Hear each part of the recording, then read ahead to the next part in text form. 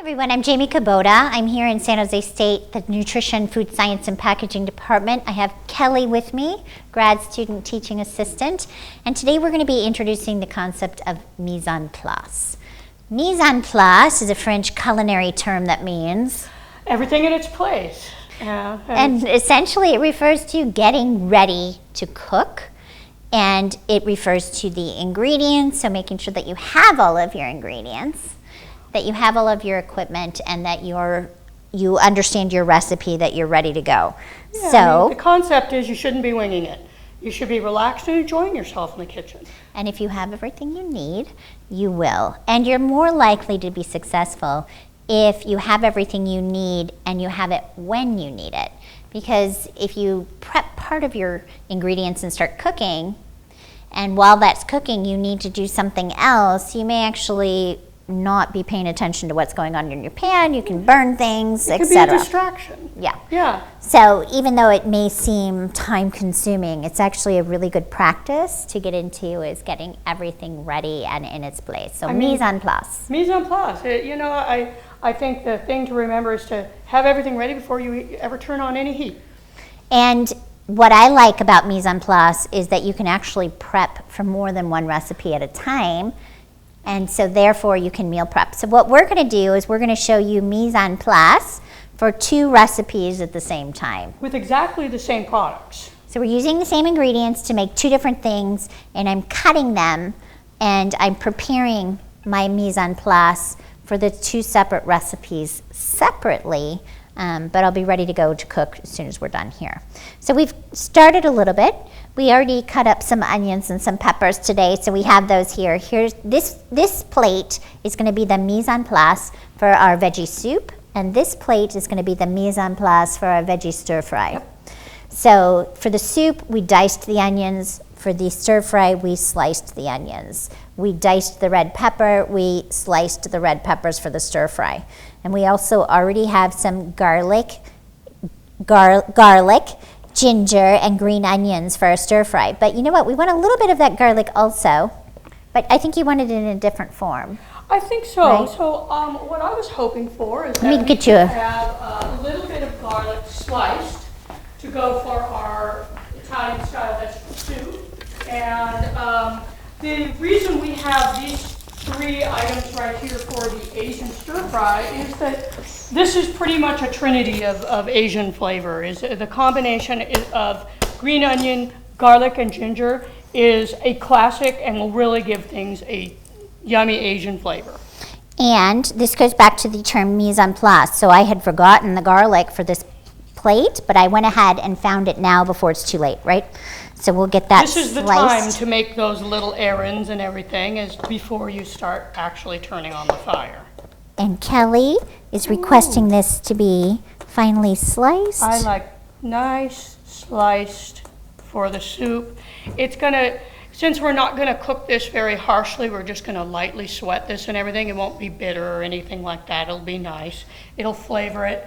By the time that soup is cooked, if someone does find a slice of it, it's going to be mild. It's going to be cooked off. It'll be very tasty.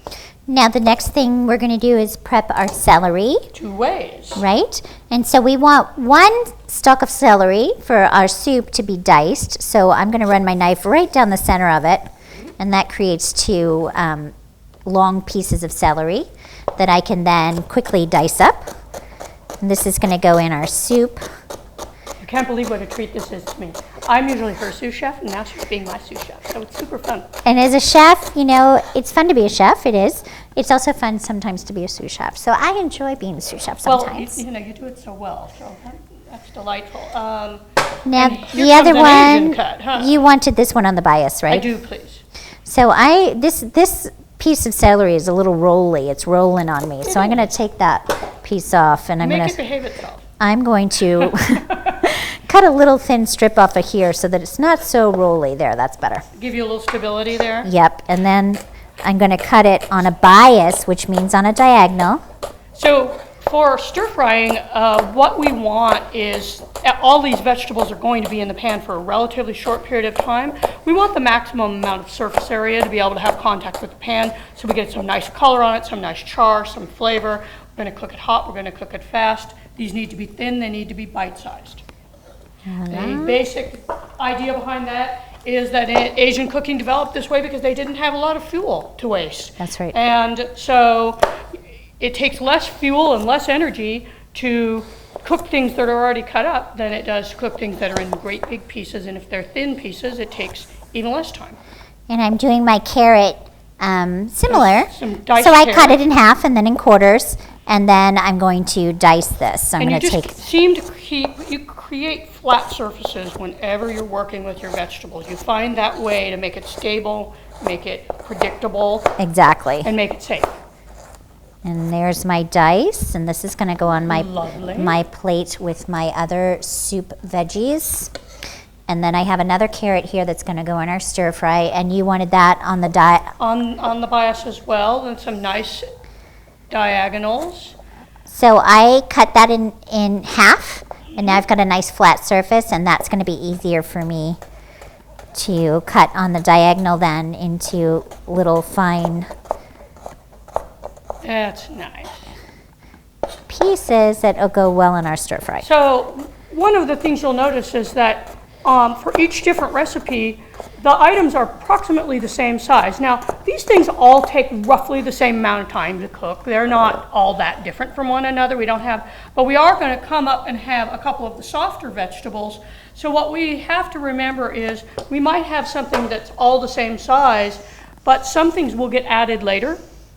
And or if you have to cook everything all at once, you have to make the soft things bigger sized. But that's just not what we do. We generally like things to look uniform and look tidy and have a nice presentation. And for this is a Two pretty ways. large zucchini. I'm Yeah. just going to use one for both recipes, but I'm going to cut it almost in half. That Yep. I'm going to use for my stir fry, and this I'm going to use for my soup. And again, my soup, I want to have it similar to my other veggies, but carrots and celery and onions take longer to cook, Yep. and zucchini takes a little less time to cook. So if I cut my zucchini a little bit bigger, it will cook in roughly the same time. So these don't look exactly the same size, but they'll cook faster. And even still, we're going to still put that in toward the end of the cooking in the soup Yep. rather than at the very beginning.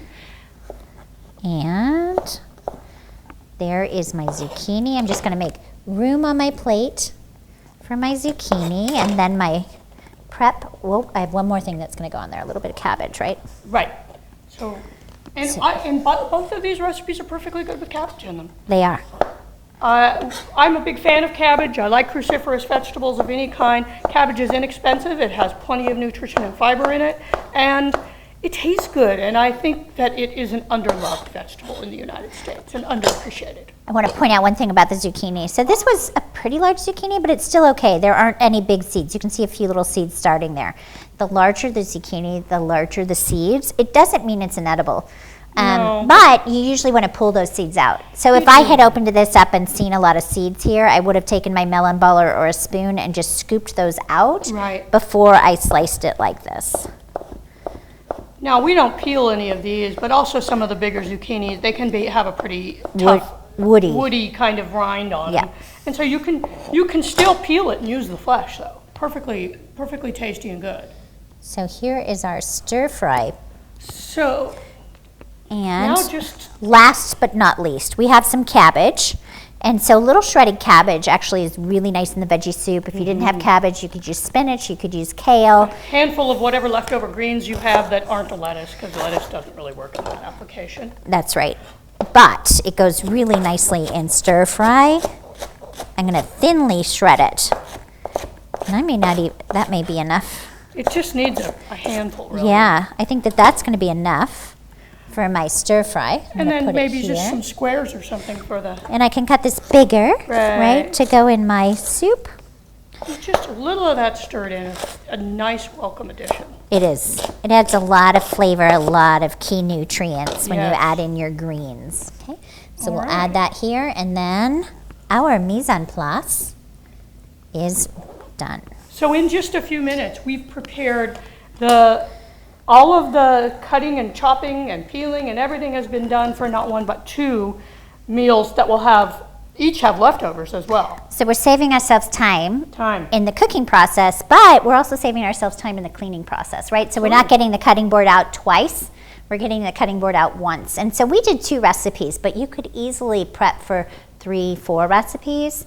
And I like to do this with either plates or a baking sheet, is to prepare my mise en place and then wrap it, put it in the refrigerator. So then when I do get home and it's close to dinner time, I can just pull out a plate and I've got my dinner ready to go in the pan. You know, as a busy mom, when I was raising my daughter, a lot of what we did was Sunday was prep day. Yep. And you know, after we did a nice fun activity and whatever thing, late afternoon on a Sunday, I'd spend that time getting things ready, planning my meals, chopping things, wrapping them up, thinking about what I'm going to do in the week. Sometimes just thinking about something and having given it some attention can make all the difference. So it's a great time to just think.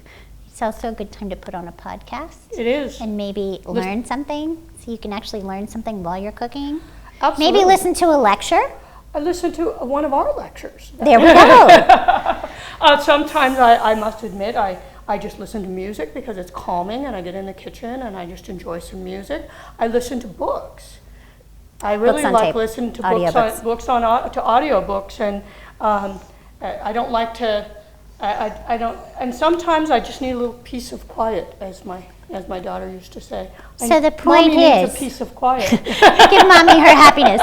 The point is to find your happy place. So whatever makes you happy, and for many people, for me, cooking is relaxing. For other people, it's stressful. So if you're one of those people for whom cooking is stressful, remember mise en place. Find out what makes you happy, and do that. It'll be easier. You'll have much more fun. Enjoy. Enjoy.